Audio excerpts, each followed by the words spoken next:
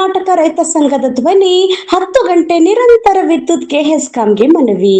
ನಮಸ್ಕಾರ, ನಾನು ಮಾಧವಿ ಲಾಖೆ. ಎಂಟಿವಿ ವೀಕ್ಷಕರಿಗೆ ಸ್ವಾಗತ. ತಾಳಿಕೋಟೆ ತಾಲೂಕಿನ ಹಲವು ಗ್ರಾಮಗಳ ರೈತರ ಸಮಸ್ಯೆಗೆ ಶೀಘ್ರ ಪರಿಹಾರಕ್ಕೆ ಆಗ್ರಹ. ಸಮಸ್ಯೆ ಬಗೆಹರಿದಿದ್ದರೆ ಹೋರಾಟದ ಎಚ್ಚರಿಕೆ.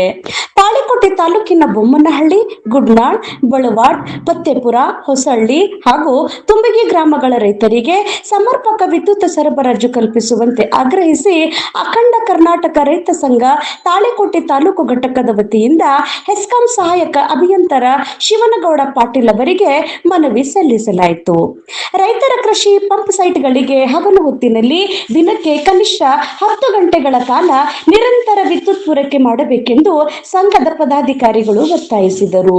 ಈ ಸಂದರ್ಭದಲ್ಲಿ ಮಾತನಾಡಿದ ಅಖಂಡ ಕರ್ನಾಟಕ ರೈತರ ಸಂಘದ ರಾಜ್ಯ ಪ್ರಧಾನ ಕಾರ್ಯದರ್ಶಿ ಅರವಿಂದ್ ಕುಲಕರ್ಣಿ, ವಿದ್ಯುತ್ ಸಮಸ್ಯೆಯಿಂದ ರೈತರು ತೀವ್ರ ಸಂಕಷ್ಟ ಅನುಭವಿಸುತ್ತಿದ್ದಾರೆ. ಬೆಳೆಗಳಿಗೆ ನೀರುಣಿಸಲು ಆಗದೆ ರೈತರು ಆತಂಕದಲ್ಲಿದ್ದಾರೆ.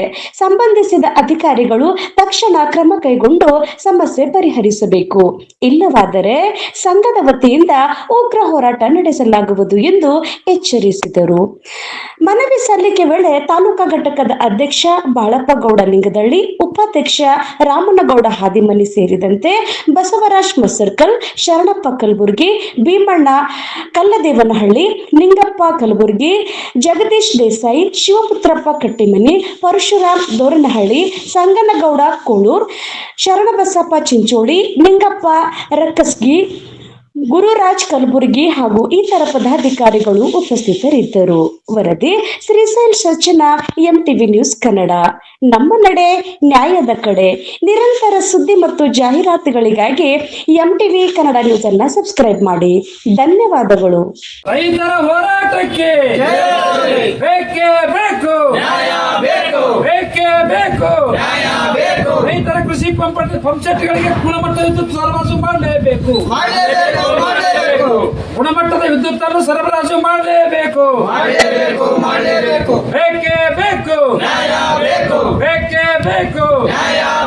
ದಿನದ 10 ಗಂಟೆಗಳವರೆಗೆ ರೈತರಿಗೆ ವಿದ್ಯುತ್ ಕೊಡಲೇಬೇಕು. ರೈತರ ಕೃಷಿ ಪಂಪ್ ಸೆಟ್ಗಳಿಗೆ ಗುಣಮಟ್ಟದ ವಿದ್ಯುತ್ ಸರಬರಾಜು ಮಾಡಲೇಬೇಕು. ರಾಜ್ಯದಲ್ಲಿ ವಿದ್ಯುತ್ ಸರಬರಾಜು ಪದೇ ಪದೇ ಕಡಿತಗೊಳಿಸಲಾಗುತ್ತಿದೆ. ಮೊದಲೇ ಈ ಬಾರಿ ಬೇಸಿಗೆ ಬಿಸಿಲಿನ ಪ್ರಖರತೆ ವಿಪರೀತವಾಗಿರುವುದರಿಂದ ನಿರಂತರ ವಿದ್ಯುತ್ ಅಗತ್ಯವಿದೆ. ಬೇಸಿಗೆಯಲ್ಲಿ ಬೆಳೆದ ಬೆಳೆಗಳಿಗೆ ನಿರಂತರ ನೀರು ಒದಗಿಸುವುದು ಅವಶ್ಯಕತೆಯಿದೆ. ಇಲ್ಲದಿದ್ದರೆ ಬೆಳೆಗಳು ಕಮರಿ ಹೋಗುತ್ತವೆ. ಮೊದಲೇ ರೈತರು ಹಲವಾರು ರೀತಿಯಿಂದ ಸಂಕಷ್ಟ ಎದುರಿಸುತ್ತಿದ್ದಾರೆ. ನಿರಂತರ ಬರಗಾಲದಿಂದ ಬೆಳೆದ ಬೆಳೆಗಳು ಕೈ ಸೇರದೆ ರೈತರು ಸಾಲದ ಸುಳಿಯಲ್ಲಿ ಸಿಲುಕಿ ನಿರಂತರ ಆತ್ಮಹತ್ಯೆ ಮಾರ್ಗಡಿದ್ದಾರೆ. ಯಾವುದೇ ಸರ್ಕಾರಗಳು ಬಂದರೂ ರೈತರ ಆತ್ಮಹತ್ಯೆ ತಡೆಗಟ್ಟಲು ಸಾಧ್ಯವಾಗಿಲ್ಲ. ತೆರೆದ ಬಾವಿ, ಕೊಳವೆ ಬಾವಿ, ನೀರಾವರಿ ಪ್ರದೇಶಗಳ ಭಾಗದಲ್ಲಾದರೂ ಬೆಳೆಗಳಿಗೆ ನೀರುಣಿಸಬೇಕೆಂದರೆ ಸರಿಯಾಗಿ ವಿದ್ಯುತ್ ಕೊಡುತ್ತಿಲ್ಲ. ದೇಶಕ್ಕೆ ಅನ್ನ ಬೆಳೆದು ಕೊಡುವ ರೈತರ ಬೆಳೆಗಳಿಗೆ ನೀರುಣಿಸಲು ವಿದ್ಯುತ್ ಅನ್ನು ನಿರಂತರವಾಗಿ ಕೊಡದೆ ಕೈಗಾರಿಕೆಗಳಿಗೆ ನಿರಂತರವಾಗಿ ಕೊಡಲಾಗುತ್ತಿದೆ. ನಮ್ಮ ಜಿಲ್ಲೆಯಲ್ಲಿ ಉಷ್ಣ ವಿದ್ಯುತ್ ಸ್ಥಾವರ ಇದ್ದರೂ ನಮ್ಮ ಜಿಲ್ಲೆಯ ರೈತರಿಗೆ ವಿದ್ಯುತ್ ಕೊಡುವುದಿಲ್ಲ. ಇದಕ್ಕಾಗಿ ಸಾಕಷ್ಟು ರೈತರು ಭೂಮಿ ಕಳೆದುಕೊಂಡಿದ್ದಾರೆ. ಮತ್ತು ಜಿಲ್ಲೆಯಲ್ಲಿ ಪವನ್ ವಿದ್ಯುತ್, ಸೋಲಾರ್ ವಿದ್ಯುತ್ ಇವೆಲ್ಲವೂ ಜಿಲ್ಲೆಯಲ್ಲಿ ಸಾಕಷ್ಟು ಉತ್ಪಾದನೆ ಮಾಡುತ್ತದೆ. ಆದರೂ ರೈತರಿಗೆ ಕೃಷಿ ಪಂಪ್ ಸೆಟ್ಗಳಿಗೆ ಸಮರ್ಪಕ ವಿದ್ಯುತ್ ಕೊಡದೆ ಬೇರೆ ರಾಜ್ಯಗಳಿಗೆ ಮಾರಿಕೊಳ್ಳಲಾಗುತ್ತಿದೆ. ಏನೇ ತ್ಯಾಗ ಮಾಡಿದರೂ ನಮ್ಮ ಜಿಲ್ಲೆಯ ರೈತರು ವಂಚಿತರಾಗುತ್ತಿದ್ದಾರೆ. ಆದ್ದರಿಂದ ರೈತರ ಸಂಕಷ್ಟವನ್ನು ಅರಿತುಕೊಂಡು ಕೂಡಲೇ ವಿದ್ಯುತ್ ಸರಬರಾಜು ಮಾಡಿ ಗುಣಮಟ್ಟದ ಕನಿಷ್ಠ 10 ತಾಸುಗಳವರೆಗೆ ನಿರಂತರವಾಗಿ ಪೂರೈಸಬೇಕೆಂದು ಅಖಂಡ ಕರ್ನಾಟಕ ರೈತ ಸಂಘ ಒತ್ತಾಯಿಸುತ್ತದೆ. ಸರ್, ಇದು ಇಮಿಡಿಯೇಟ್ ಆಗಿ ನೀವು ಗಮನ ಮಾತಾಡೋದು ರೇಟರ್ ಸಮಿತಿಗೆ ವಿಜಯಕುಮಾರ್ ಮಾತಾಡಿದ್ರು.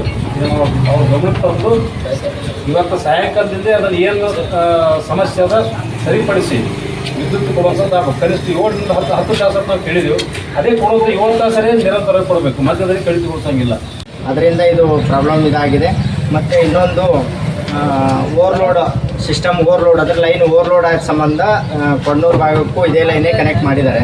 ಅದು ಸ್ಟೇಷನಲ್ಲಿ ಇನ್ನೊಂದು ಪರಿವರ್ತಕ ಅಳವಡಿಸ್ತಾ ಇದ್ದಾರೆ. ಆ ಕಡೆ ಸಪ್ರೇಟ್ ಲೈನ್ ಆಗುತ್ತೆ, ಇನ್ನೊಂದು ಈ ಕಡೆ ಸಪ್ರೇಟ್ ಲೈನ್ ಆಗುತ್ತೆ.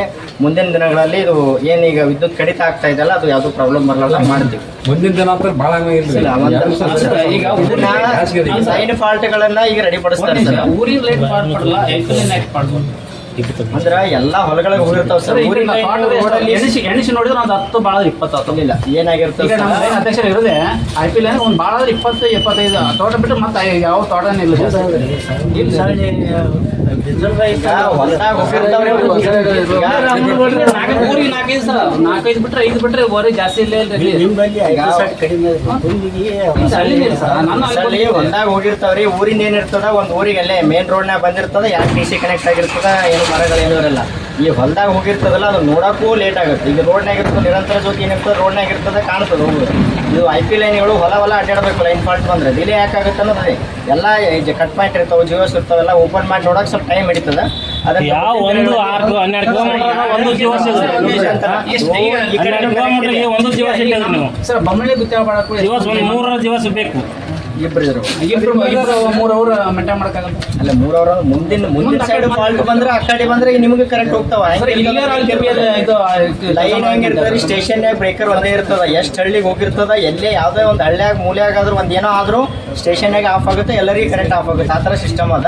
ಅದನ್ನ ಮುಂದಿನ ದಿನಗಳಲ್ಲಿ ಸ್ಟೇಷನಲ್ಲಿ ಹೊಸ ಪರಿವರ್ತಕ್ಕಾಗಿ ಹೊಸ ಲೈನು ಆಗ್ತಾ ಇದಾವೆ.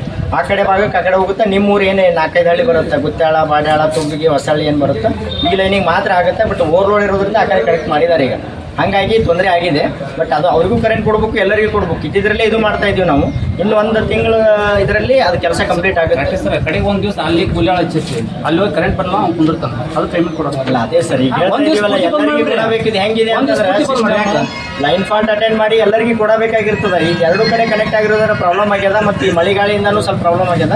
ಅದನ್ನೆಲ್ಲ ಕ್ಲಿಯರ್ ಮಾಡಿಕೊಂಡು ವಿದ್ಯುತ್ ಸರಬರಾಜು 7 ತಾಸು ಏನು ಕೊಡ್ಬೇಕಂತಿದೆಯಲ್ಲ ಅದನ್ನು ವಿದ್ಯುತ್ ಸರಬರಾಜು ಮಾಡಲಿಕ್ಕೆ ನಾವು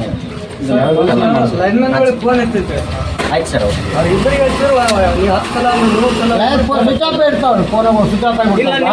ಅವ್ರಿಗೆ ಹಚ್ಚೋ ಬೇಡ, ನಿಮ್ಮ ಆಫೀಸರಿಗೆ ಹಚ್ಚೋ, ನಿಮ್ಗೆ ಎಮರ್ಜೆನ್ಸಿ ಗೀತೆ ಇರ್ತದೆ ಅವರಿಗೆ ಅಲ್ಲ. ಏನಿರ್ತದೆ ಹೈ ಪೋಸ್ಟ್ ಅನ್ನಕ್ಕೆ ಬರಲ್ಲ. ಈಗ ಎಮರ್ಜೆನ್ಸಿ ವೈರ್ ಕಟ್ ಆದ್ರೆ, ಕಂಬ ಬಿದ್ದರೆ